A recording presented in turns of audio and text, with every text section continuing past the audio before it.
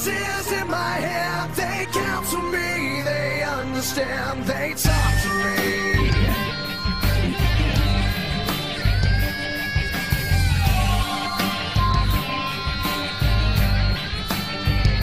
You got jewels in your religion. It's the Viper 4567 here with another edition of Random Pay-Per-View.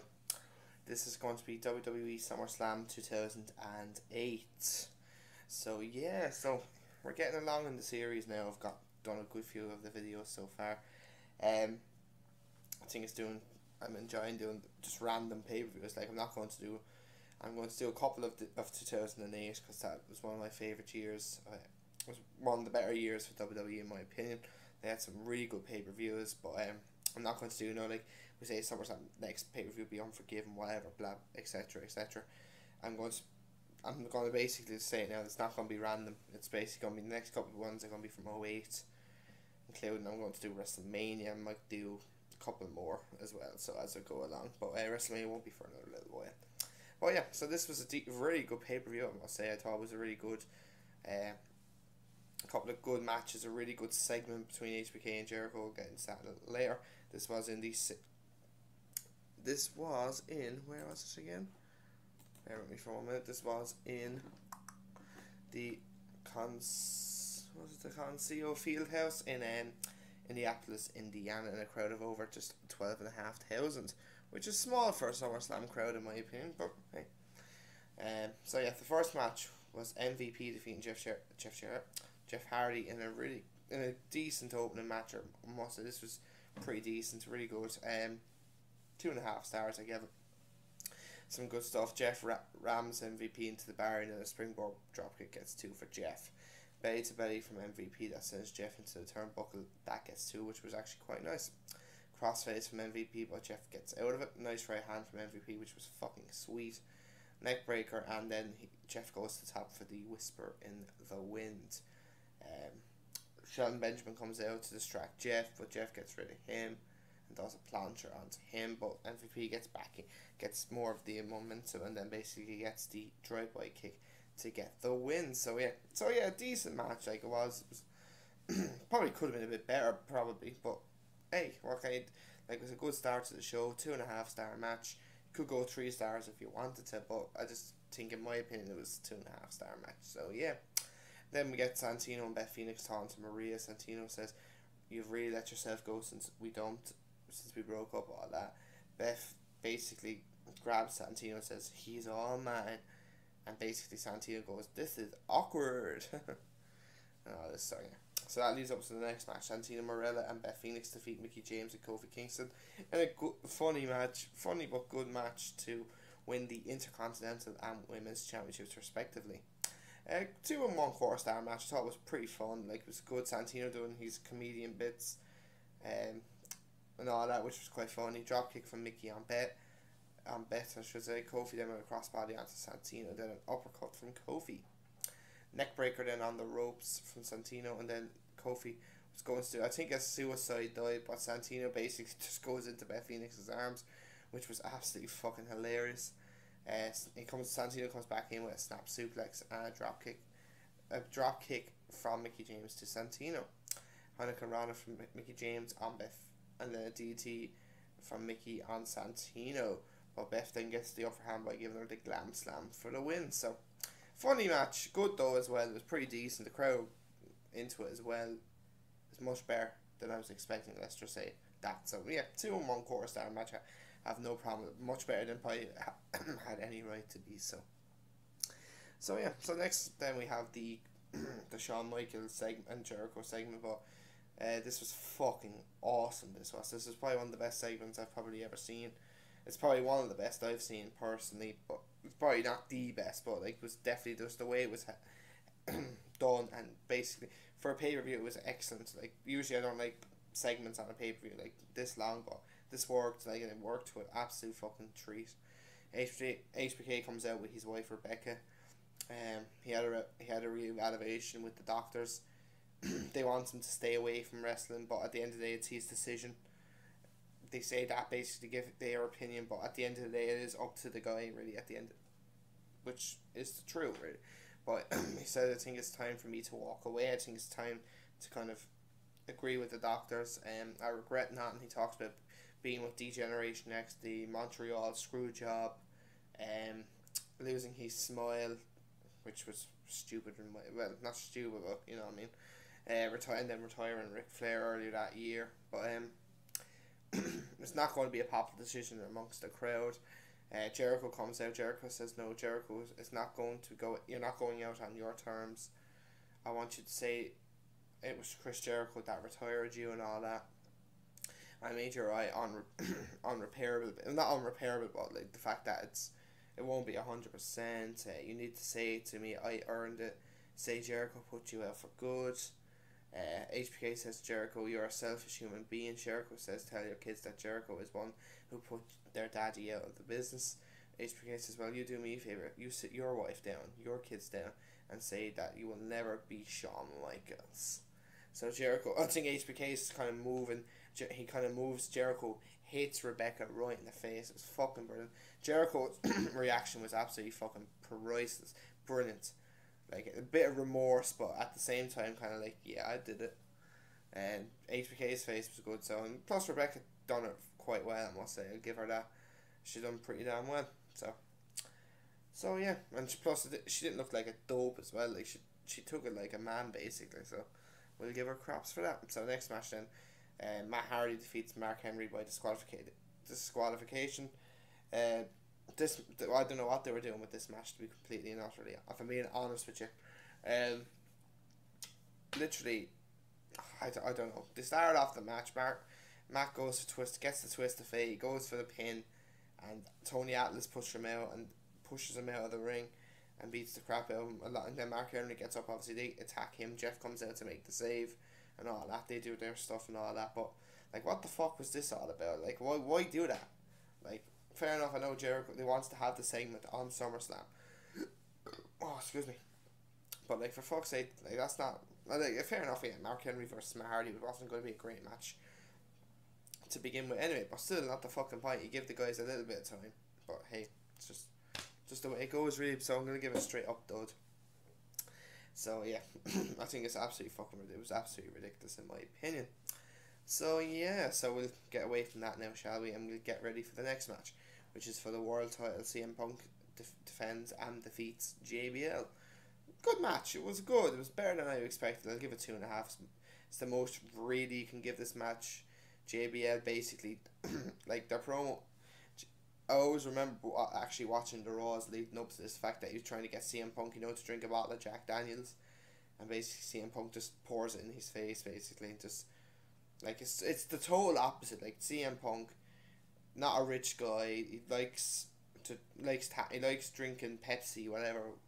And but JBL, another person, he's rich. He likes to drink. He likes to smoke, whatever. Not weed or anything, like just cigarettes, whatever.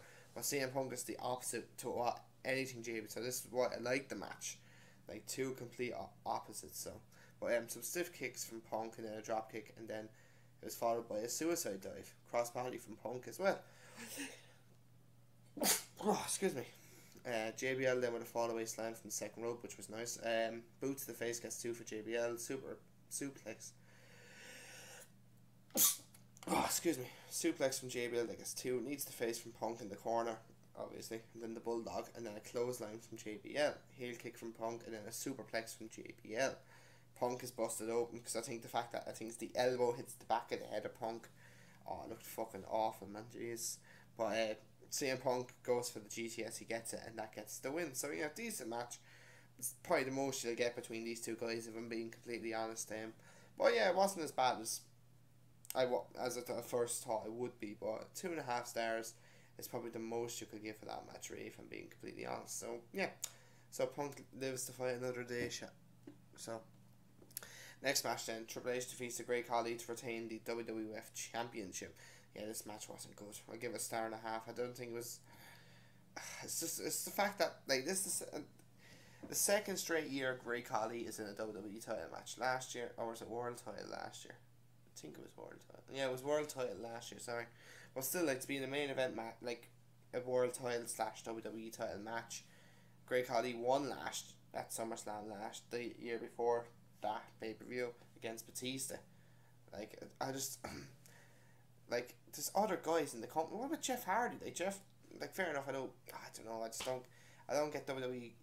Like, they really do love their big guys, no? They got great Khali. Like, out of all the big guys, he's fucking shit. The Big Show is better than that fucking piece of shit. I don't know. Khali pushes Triple H away, chokeslam on Triple H, chop block then by Triple H, then a chop from Khali on the outside when Triple H was trying to come after him. Face buster and a pedigree gets the win. I think Triple H rams Khali's leg into the ring post as well, but that's all I'm going to talk about. That pedigree gets the win. Like, I just don't get why Khali was even given a chance to get the WWE title. So, hey, we'll never know. Let's just say that. But yeah, we'll get on to some kind of awesome now. We've not really had many good-ish matches so far, but the last two matches are pretty good. Batista defeats John Cena in a good match now. This is a good match, 3.5 star match. Obviously John Cena hurts his neck in this match. We all know that. Obviously with the Batista bomb. But other than that, it was a good match. Like, it could have been a lot better, but sure, hey, look, like, probably the best match they've probably had, because they've had 2 or 3 other matches. But yeah. Clothesline from Batista. Batista goes for the Batista bomb early, but Cena gets away from it. The vertical suplex gets 2 for Batista. Fisherman suplex then from Cena. Batista comes back with a sidewalk slam. That gets 2. Cena goes for the AA, but Batista chops the leg and then follows that up with a figure 4 leg lock. But Cena gets out of it though. Cena then gets Batista on his shoulders and gives him an AA onto the outside. Cena comes back in the ring, then a 5-knuckle shuffle. Batista Cena gets out of the Batista gets out of the AA and reverses into a big boot by Batista. Spine buster then from Batista. Cena gets the STF on Batista, but he gets to the ropes. Spear gets 2 for Batista. Cena then gets an AA that gets 2. Now Cena goes up. Now this is where he hurts the net. I think he breaks the net, or not breaks the net, but he hurts it badly. Cena goes up the top for, you know, that leg drop that he does, but I think he was going for in midair. Batista kind of gets up and gives him a Batista bomb. You can see basically that he's hurt, but that gets 2. And Batista's obviously pissed, saying "Ah!" and then gets him back up, gives him another Batista bomb for the win. So, but other than that, it was a good match. Like, the crowd were fucking hot for the match. Like, it was really good. Some good stuff in the match. I wish it was a little bit better. I wish it was going to be I wish it was a 4-star match, because it really would have. But at the same time, you can't really give it a 4-star, because it was just in my opinion, just a 3.5 star. 3 to 3.5 star match if you want to rate it that way. But yeah, but like, I wish these guys would have done their match at WrestleMania in 2010 wasn't bad, but it wasn't as good as what they had here at SummerSlam. So yeah, so main event time. The Undertaker defeats Edge in a great Hell in a Cell match. I thought this match was pretty good. But Edge is obviously, when Vicky said, obviously with all the things that's going on between Edge and Vicky basically trying to get her own back after what Edge done with Alicia Fox, the wedding planner. Vicky reinstates the Undertaker and gives him a match with Edge inside, obviously, Hell in a Cell. She goes, you know, the big fucking the fucking chuckle laugh basically. But next then, obviously then Edge has a ladder on a table out, and he's having a promo, and basically, like, he doesn't know what's going to happen, so he asks Mick Foley for advice, obviously, what to do in Hell in a Cell. Foley goes, I can't really help you, but I know one person that can, Edge. If this Edge comes into Hell in a Cell with the Undertaker, will tear you apart. Basically, he's basically trying to motivate Edge, but Foley goes, do you understand? And Edge goes, I understand. So hits Foley with a microphone, and then basically beats the shit out of him, and then off the top jumps off with a chair through the table. Fucking classic. And then the week later, then Edge obviously attacks Chavo with a chair, and basically then goes into Vicky's face and goes, this is the Edge that needs to go into Hell in a Cell. If Taker wants to bring me to hell, I'm bringing him down with me, and so will you, and all that. So fucking Edge was brilliant on the lead up to this. Absolutely brilliant. So yeah, so big boo from Taker, and then Taker rams Edge into the steel. Then he rams the face of Edge into the steel. Taker then rams Edge into the steps, and then obviously does his famous leg drop on the apron. Taker drops Edge on the steps, but Edge then comes back with a spear into the steel steps. Edge then takes out some of the tables, puts them on the outside. Edge then rams the steps into Taker's head. Edge then with a chair to the back of Undertaker's back. Obviously, Edge then climbs the ladder with the chair and then rams. Obviously, he's going off it, jumps off the ladder with the chair through the table and through Undertaker. And obviously before that he goes, "I understand," which was funny. That gets to the first pinfall of the match. Edge goes then into the steel. Taker then rams the steps into the head of Edge. Edge then uses the steps as a kind of like a springboard, a spear on the Taker. They both go through the through the cage. Like some of the cage fucking breaks, so the crowd are fucking going, yes. You might see someone go off the cell tonight, but obviously nowadays you can't do that, which is bollocks. But that breaks, so they fight on the outside. Edge then hits Taker. Edge hits Taker with a television monitor. Taker then's on the table, and Edge runs from the other part of the table through to spear Undertaker through the Spanish announce table, which was fucking nice. Edge hits Taker then with a ladder.